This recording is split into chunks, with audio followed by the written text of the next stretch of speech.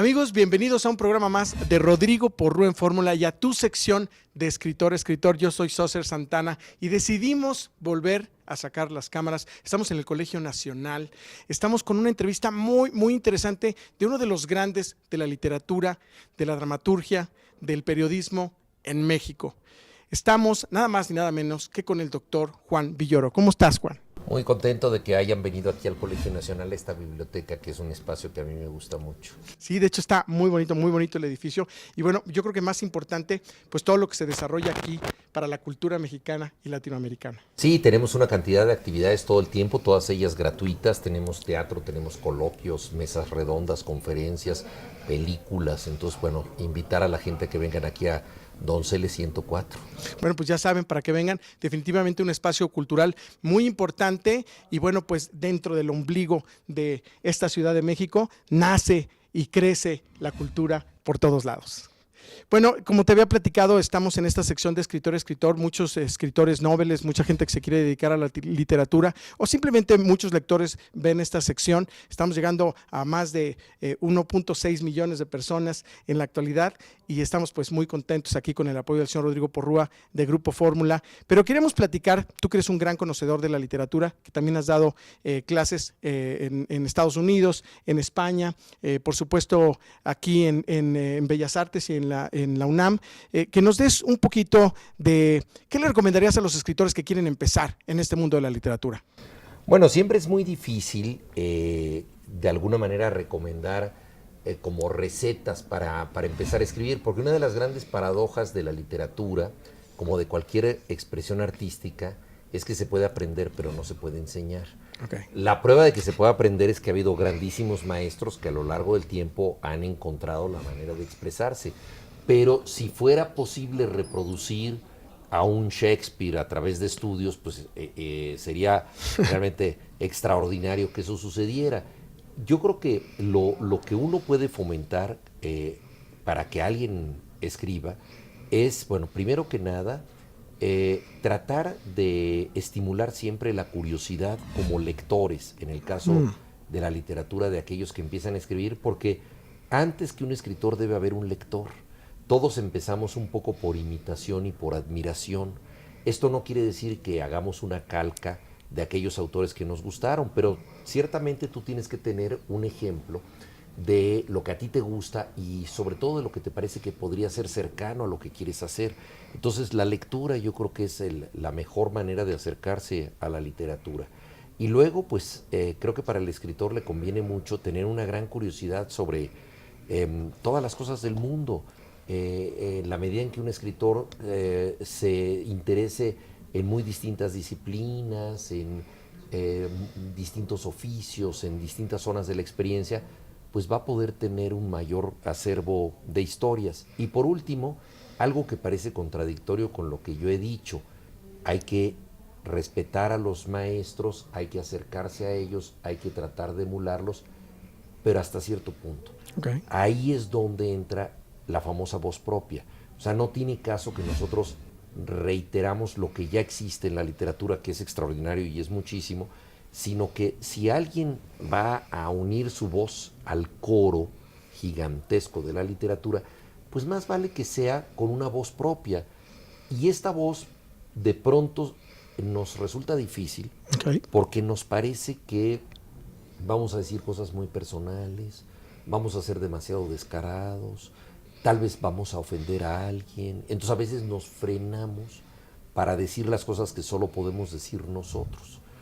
Nos van a reconocer y eso nos da miedo. Entonces yo creo que el escritor que se está formando debe establecer un equilibrio entre los modelos que admira y a los cuales se quiere acercar hasta cierto punto, pero cuando está en este camino hacia ellos, debe reconocer su propia voz y decir: yo los admiro y quiero hacer algo parecido, pero con algo totalmente distinto que solo tengo dentro de mí.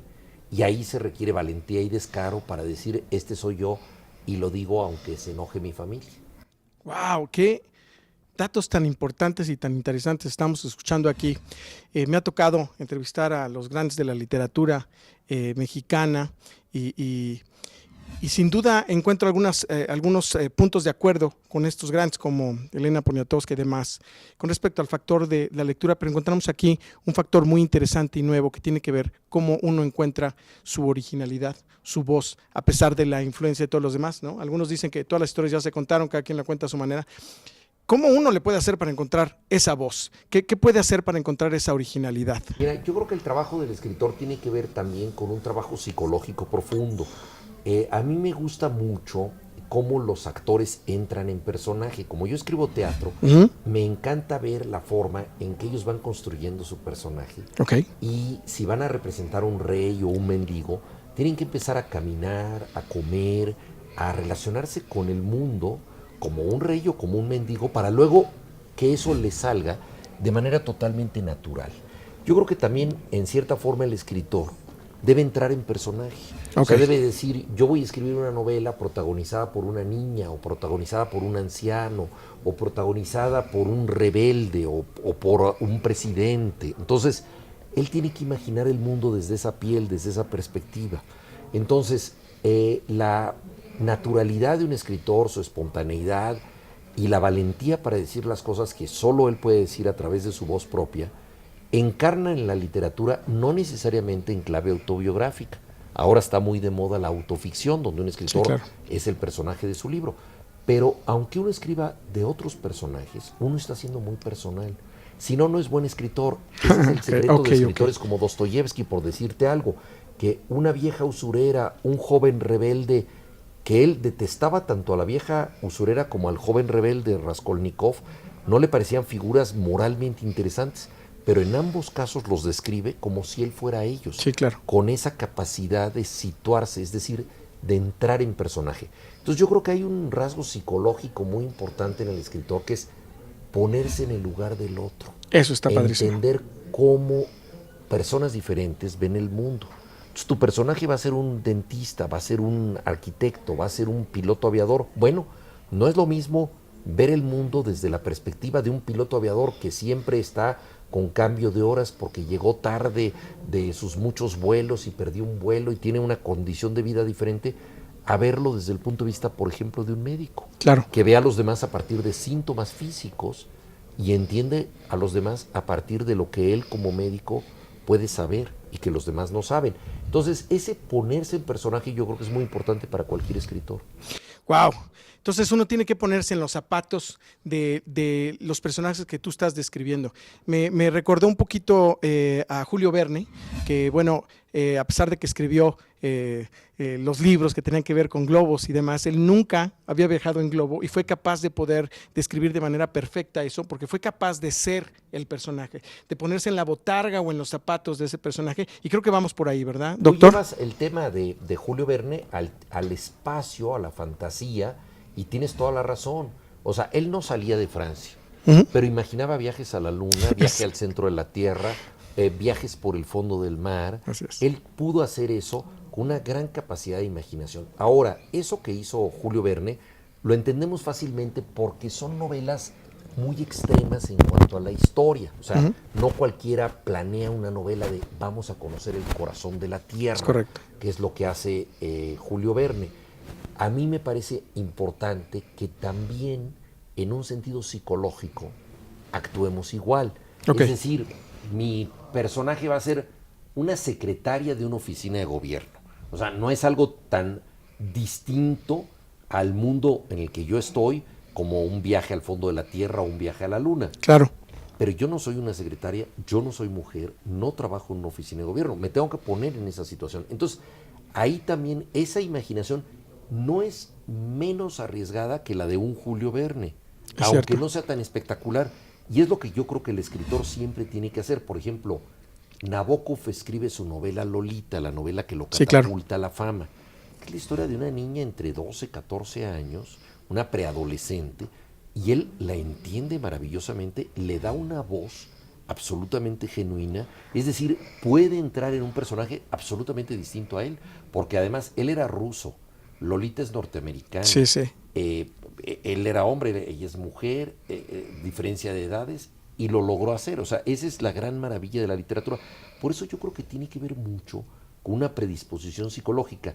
Pienso, los que escribimos libros para niños también, en eso. O sea, escribir libros para niños no es escribir con lenguaje sencillo y con diminutivos, Claro. sino es tratar de entrar en En el el mundo mundo. del niño. Sí. Todos hemos sido niños, no todos lo valoramos ni lo recordamos, pero entonces para escribir con ellos tienes que entrar también en ese personaje que te permite dialogar con ellos de manera horizontal, Sí, claro. no paternalista. Con un punto de vista verdadero de ellos, es ponerte, como tú dices, dentro exacto. del personaje. Y está muy interesante porque estás llevando algo que tiene que ver con la dramaturgia y el teatro hacia la literatura con una herramienta muy importante. A mí me está sirviendo muchísimo esta información, sin duda, y bueno, pues queremos saber definitivamente más. ¿Cómo tú te inspiras? Bueno, la inspiración es algo absolutamente imprecisable, ¿no? Yo creo que las ideas para las historias pueden surgir de algo que uno sueña, algo que oyes al azar. Por ejemplo, también leyendo libros. Sí. En ocasiones leer libros que no son muy buenos ayuda, porque los grandísimos escritores hacen que de alguna manera te paralices. O sea, lees un cuento de Borges y no hay nada que agregarle.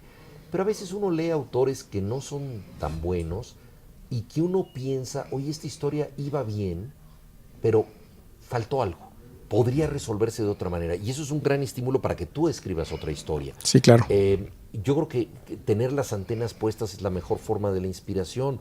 El hecho de que alguien te puede decir en cualquier momento algo interesante, o tú mismo recordar, por ejemplo, algo de tu pasado a lo que no le habías dado relevancia. A mí me suele pasar que de pronto yo recupero alguna historia perdida y alguien me dice, oye, eso está súper interesante, y entonces me doy cuenta que ahí puede haber un elemento para un texto. ¿Cómo empezaste tú en el mundo de la literatura? Y recomendar un poquito también en el camino, no solo en el hecho de escribir, sino en el hecho de andar en este mundo de la literatura. Platícame un poquito cómo empezaste tú y cómo decidiste irte. Bueno, empecé como todo mundo a troche y moche, o sea, todos nosotros empezamos haciendo las cosas mal.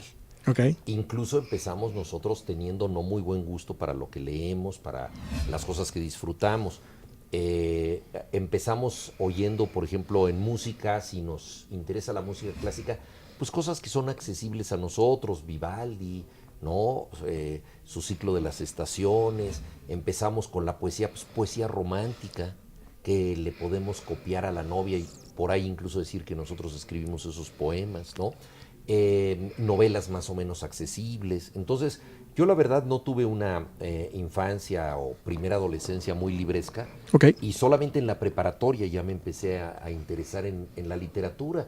Y entonces empecé pues por ensayo y error, ¿no? Recuerdo, por ejemplo, que escribí un cuento y Margot Glantz, escritora y crítica, amiga de mi mamá, leyó el manuscrito y me dijo, oye, me recuerda mucho a Onetti. Yo no sabía que existía Onetti. Ok. Fui a la librería, pedí un libro de Onetti y me dieron un libro no de Juan Carlos Onetti, el gran escritor uruguayo, sino de su hijo, que fue un escritor interesante, pero no tan conocido ni tan importante, que se llamaba Jorge Onetti.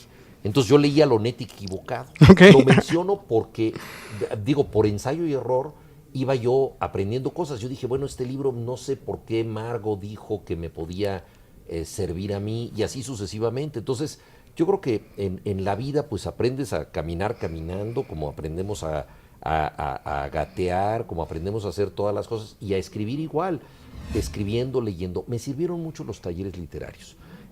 Un gran escritor ecuatoriano, Miguel Donoso Pareja, vivía en México y fue un tallerista de primer nivel en la universidad. Era un taller gratuito, lo cual hay que agradecer. Y ahí nos juntamos muchos escritores en ciernes, y luego estuve con Augusto Monterroso, el escritor guatemalteco que estuvo en México. Entonces los talleres también creo que fueron estimulantes, sobre todo para conocer gente como yo, o sea, locos a los que les gusta la literatura, intercambiar libros, referencias, influencias recíprocas, todo esto. Yo creo que ahí fue donde más o menos yo hice mis primeras armas, ¿no? Yo creo que los talleres literarios no te enseñan a escribir, porque eso es imposible, pero te evitan males mayores, sobre todo si el coordinador es suficientemente bueno. Eso está muy interesante, hay muchos talleres, de hecho aquí en el colegio se dan, en Bellas Artes, bueno, hay muchos lugares en México donde se pueden tomar buenos talleres. ¿Alguno que nos recomiende, maestro? Pues yo recomiendo mucho para los escritores que empiezan la Fundación para las Letras Mexicanas. Yo creo que es un espacio extraordinario. A mí me hubiera encantado tener esa oportunidad cuando yo era joven.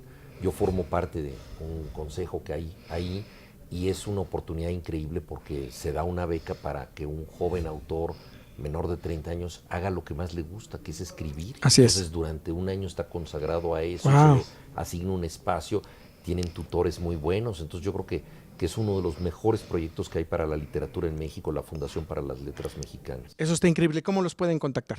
En la red está Okay. Fundación para las Letras Mexicanas, ahí la gente puede acceder y por supuesto competir en las distintas categorías que hay, que son ensayo, cuento, teatro, poesía, etcétera.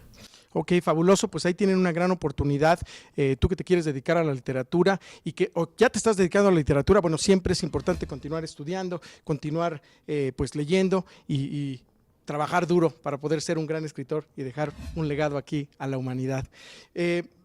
Me gustaría en esta parte que me dedicaras uno de tus libros y yo que me aceptes mi libro del Séptimo Protector que estamos ahorita promocionando y echándole ganas ahí a lo largo de la República Mexicana. Tengo aquí este libro para que me lo puedas dedicar y si me pasan por ahí un Séptimo Protector. Y que nos pasen tengo una yo pluma. Una pluma. Yo también tengo una aquí. Perfecto. Si me lo pasan Entonces, por acá. Esto es para... Muchísimas gracias. Mira, Sócer Santana, así se escribe. Era un faraón egipcio, ¿tú crees? Sócer es un nombre egipcio. Así es, era un faraón egipcio. Ajá. Y bueno. ¿Por qué razón pues mira, te pusieron ese nombre? Soy el más chico de 7. Todos mis hermanos tienen 2 nombres, así que yo creo que ya se le habían acabado a mis padres y pero entonces no tuvieron que encontrar. Nombres egipcios así como Amenhotep I, Amenhotep II, como dinastía de faraones. Mi hermano se llama Roberto, Ricardo, Alejandro, o sea, la verdad es que no, ya no había. No, la verdad mis papás se metieron mucho en el mundo de la historia, son unos estudiosos, sobre todo mi padre, y pues decidieron ahí escoger al faraón Sócer como mi nombre. Pues con mucho cariño, espero que te guste. El nombre más plebeyo, no es un nombre de faraón, es el más sencillo de todos, Juan. Así es, Juan. Oye, pues muchísimas gracias. Sí. Aquí estoy con el super libro de Efectos Personales de Juan Villoro. Les recomiendo toda su literatura y bueno, manténganse en el programa, se pone muy interesante. No se vayan.